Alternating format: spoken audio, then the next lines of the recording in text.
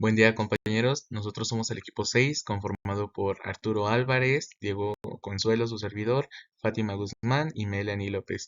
Vamos a abordar el tema de la crisis hipertensiva. Comenzando el contexto, bueno, pues la hipertensión arterial sistémica es un problema de salud pública, ya que uno de cada 4 mexicanos padece la hipertensión, de los cuales, bueno, la prevalencia en hombres es del 24.9%, en mujeres del 26.1%, y en un contexto general, pues afecta a 30 millones que corresponden al diagnóstico de hipertensión. Muchas personas, pues, van por ahí sin un diagnóstico, sin saberlo. Entonces, es un problema de salud pública que tiene complicaciones, es necesario abordarlo. Se estima que para el 2025, pues la cifra suba a 1.500 millones de personas. Es una cifra alarmante y es una condición que se debe tratar. Con este contexto de lo complicado y de lo común que es una hipertensión arterial sistémica, pues bueno, entramos a la crisis hipertensiva, la cual pues se presentará entre aproximadamente el 1 y 2% de los pacientes con hipertensión arterial y afecta principalmente a ancianos y a personas afroamericanas, hombres en específico, hombres afroamericanos. Los factores de riesgo para para presentar una crisis hipertensiva, pues bueno, es una hipertensión arterial no controlada. Las personas que tienen esta enfermedad crónica y no la controlan tienen mayor riesgo a desarrollar la crisis hipertensiva, así como, bueno, lo relacionado, no cumplir con el tratamiento, el no apego al tratamiento, la falla o el abandono al tratamiento y pues la, la, la falta de asistencia médica. Es decir, pues una vez sabiéndose el, el diagnóstico, no llevar un control adecuado.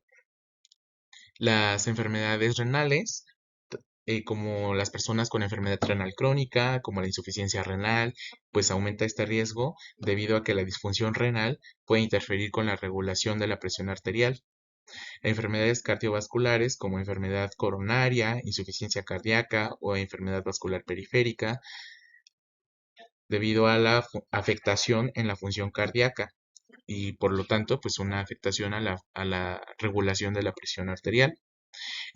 Algunos medicamentos o algunas drogas, como puede ser la cocaína, las anfetaminas, el estilo de vida poco saludable, como el consumo excesivo de alcohol, una dieta alta en sodio, la falta de actividad física y un factor muy importante y muy común, el tabaquismo. Para hablar de crisis hipertensiva, pues tenemos primero que definirla, ¿de acuerdo? Tenemos entonces que la crisis hipertensiva es una elevación aguda y grave de la presión arterial. Se dice que hablamos de esta cuando hay una presión arterial sistólica mayor a 210 milímetros de mercurio o una presión diastólica arriba de 120. Es entonces que vamos a dividir a las crisis hipertensivas en dos tipos, que pueden ser urgencias o emergencias.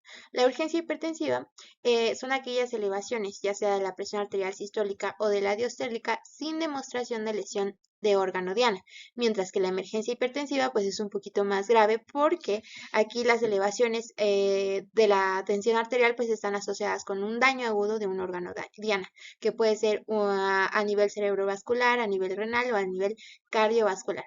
Cabe destacar que la JNC reconsidera una crisis hipertensiva cuando hablamos de una presión arterial sistólica mayor a 180 milímetros de mercurio o una presión arterial diastólica mayor a 110.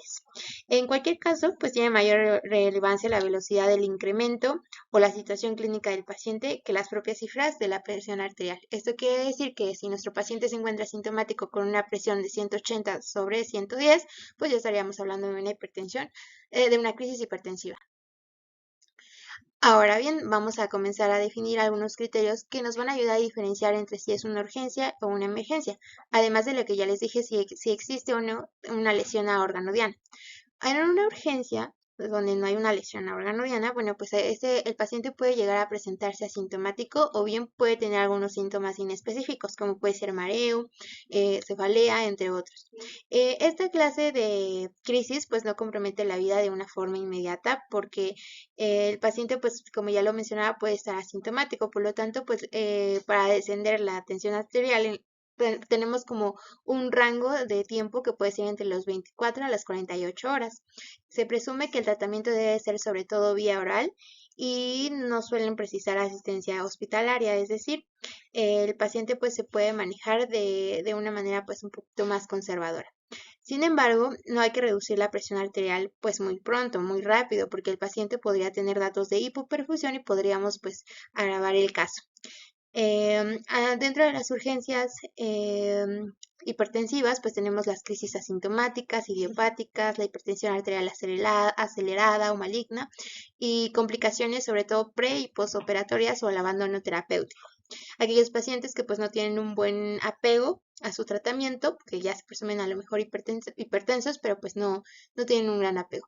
Mientras que la emergencia pues ya lo veíamos, ¿no? Aquí sí hay una lesión como tal a órgano diana, y entonces esto quiere decir que el paciente pues está en un mayor riesgo, por lo que su vida pues puede estar comprometida. Esto requiere un descenso rápido de la presión arterial de minutos a horas con un tratamiento específico, preferentemente vía parenteral, porque como ya lo habíamos dicho, pues el paciente se encuentra en un riesgo muy elevado. Por lo tanto, pues hay que precisar el ingreso de este a un hospital. El paciente ya se encuentra un poco más sintomático, con dolor torácico en el 27%, disnea el 22% y un déficit neurológico.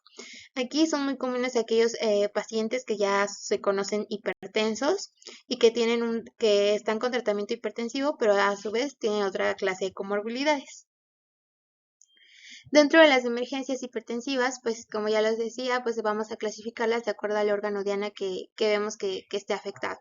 Por ejemplo, si hablamos de un tipo neurológico, podríamos precisar, por ejemplo, encefalopatía hipertensiva, donde hay un edema cerebral difuso que pues va a comprometer el flujo sanguíneo cerebral y por lo tanto pues el paciente comienza a tener la alteración en la tensión arterial, ¿no?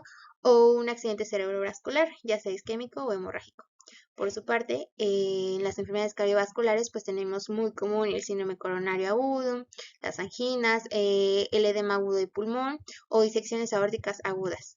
Dentro de las causas renales, por ejemplo, tenemos aquellos pacientes que tienen una determinación de una creatinina pues bastante elevada, una microhematuria, entre otros datos que nos están hablando de una lesión renal, ¿no? Y dentro de las crisis adrenérgicas, pues estas a pesar de que son un poco frecuentes, pues no hay que olvidarlas. Y en su mayoría pues son secundarias a alguna otra clase de enfermedades como puede ser el feocromocitoma, aquellas pacientes que estén tomando, no sé, fármacos inhibidores de la monoaminoxidasa o aquellos alimentos ricos en tiramina o ya sea porque el paciente pues tenga alguna clase de toxicomanías como puede ser una intoxicación por cocaína o algunas drogas de abuso, ¿no? Que estén de alguna manera elevando la tensión arterial.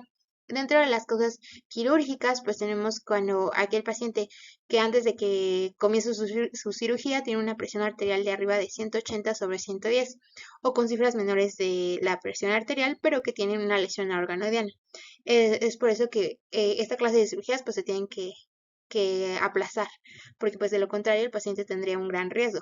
Si durante la cirugía se detectan cifras arriba de 180 sobre 105, pues ya iniciamos tratamiento. Y ya dentro de otras causas específicas, ya esto va encaminado, por ejemplo, a las pacientes embarazadas, como es la preeclampsia. Hablamos de preeclampsia cuando hay un aumento de la presión arterial asociada a una proteinuria arriba de 300 miligramos sobre 24 horas y además de que la paciente pues llega a presentar edemas. Y esto pues es a partir de la 20 semanas de gestación y el inicio del tratamiento antihipertensivo pues debe comenzar con una presión arriba de 170 sobre 110. Aquí tenemos un logaritmo donde pues, ustedes pueden identificar cómo una emergencia pues va tenemos que llegar a solicitar estudios, iniciar tratamiento farmacológico, mientras que una urgencia, bueno, pues ya el tratamiento va a ser preferentemente vía oral, farmacológico, y pues solamente hay que ajustar, ¿no? Por ejemplo, si el paciente está en tratamiento, pues hay que ajustarle esto y pues darle un seguimiento.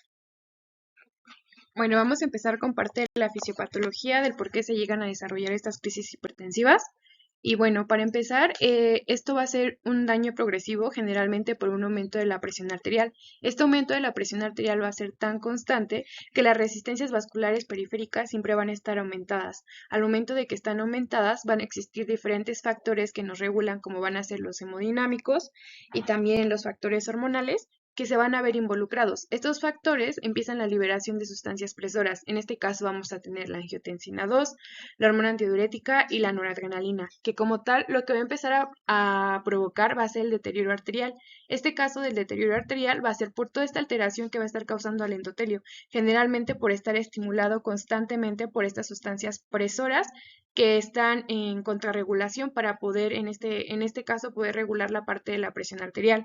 También tenemos que al momento de que se cuestiona esto, empieza una deposición de plaquetas y fibrina, y al momento de que se está poniendo esta deposición de las plaquetas y la fibrina en el endotelio, nos va a causar una necrosis fibrinoide, que esto es muy común y que es parte y excepcional de la crisis hipertensiva, y esta necrosis fibrinoide lo que nos va a ocasionar es que va a provocar isquemia a órganos periféricos, generalmente a los órganos que van a estar más atacados, que va a ser corazón, riñones y cerebro. Sin embargo, hay que recordar que existe una capacidad de autorregulación sistémica en estos órganos. Sin embargo, generalmente cuando exista un desequilibrio, pues se tienen que estar autorregulando, pero cuando ya no pueden porque se está sobrepasando este sistema amortiguador, que es lo que ocasiona que entonces va a haber un hiperflujo arterial que en este caso va a ser masivo y que también se va a manifestar como edema en estos órganos diana, que van a ser los órganos que generalmente están afectados y que nos van a provocar la isquemia, en este caso lo que va a ser corazón, riñón y el cerebro. Aquí es súper importante mencionar que siempre va a estar fluyendo, es decir, que va a ser en forma de un reloj, o sea, va a ser un ciclo que nunca se va a acabar y por lo tanto nos va a llegar a que se dé a cabo esta crisis hipertensiva y que sea más difícil su manejo y que la presentación clínica, pues en este caso, sea predisponente al órgano diana que se está afectando, que puede ser corazón, riñón o cerebro. Aquí en esta tablita pues se manejan los diferentes mecanismos que van a controlar la presión arterial. Hay que tener en cuenta que existen varios, sin embargo aquí los más importantes para que nos llegue a desencadenar la parte de una crisis hipertensiva son los hemodinámicos, que son súper parte fundamental, y también la parte de los hormonales, ¿no? Por esta parte la liberación de las sustancias que al momento de estar pues sobreproduciendo nos van a dar ese daño al endotelio. Bueno, ya como último vamos a hablar un poco respecto al cuadro clínico y tenemos que de principio vamos a tener que el cuadro clínico va a ser un poco indefinido y además puede llegar a ser asintomático. Esto va a depender no solo de si es una crisis hipertensiva de urgencias o de emergencias, sino de también los mecanismos de adaptación a los cuales el paciente posiblemente que ya es un hipertenso crónico puede llegar a adaptar más bien a no percibir ya alguno de estos síntomas. Sin embargo, cabe destacar que cuando se llega a presentar alguna de estas condiciones es importante asistir de principio o de emergencia al médico para su atención inmediata, dentro de los cuales vamos a tener que los síntomas principales van a ser visión borrosa, dolor de cabeza, náusea o vómito, alteraciones del estado de alerta. Este puede llegar a convulsiones y puede llegar a haber debilidad en alguna extremidad o dificultad para hablar o respirar. Ahora, como tal, en forma de resumen, vamos a tener aquí un cuadrito que les puse en el cual vamos a hablar de lo que son las urgencias y las emergencias. Entonces, como tal, la hipertensión se marca para ambas en una tensión arterial mayor de 180 a 100. Clínicamente lo podemos definir una urgencia cuando esta generalmente presenta ansiedad, malestar general, cefalea, epistaxis, náuseas o vómitos. Sin embargo, al ser una urgencia un poco menos grave, se podría decir, es frecuentemente asintomática. Mientras que en la emergencia hay como mi compañera les comentaba, hay una afección a órgano blanco, en el cual podemos destacar que pueden haber alteraciones en el sistema nervioso central, cardiovascular o renal, entre que, bueno, en el sistema nervioso central podemos encontrar hemorragia subaracnoidea, EBC, estupor, convulsiones, coma. En el cardiovascular podemos encontrar disección aórtica, infarto al miocardio, angina o edema agudo del pulmón. Y ya en la forma renal podemos encontrar que vamos a encontrar hematuria y proteinuria. El tratamiento, como decía mi compañera, y el manejo de la urgencia va a ser principalmente en un primer nivel de atención y más adelante mis otros compañeros lo especificarán. Sin embargo, como hay que tener en cuenta que el ideal es antihipertensivos orales y se recomienda el captopril. En el manejo de la emergencia del tratamiento podemos encontrar que va a estar dado en un segundo o tercer nivel de atención y este va a requerir de antihipertensivos intravenosos como el nitroprusiato de sodio. Y como tal, el objetivo de este tratamiento será bajar o tener una presión arterial media de acuerdo a la urgencia. Tiene que ser bajarla del 20 al 25% en un rango de 20 a 48 horas, mientras que en la emergencia es tener una presión arterial media menor del 20 al 25% en la primera hora. Y como tal, nada más, bueno, destacar que en las crisis hipertensivas de urgencia no hay daño a órgano blanco, mientras que en las emergencias sí hay daño a órgano blanco. Y bueno, eso es todo por nuestro equipo y pues gracias.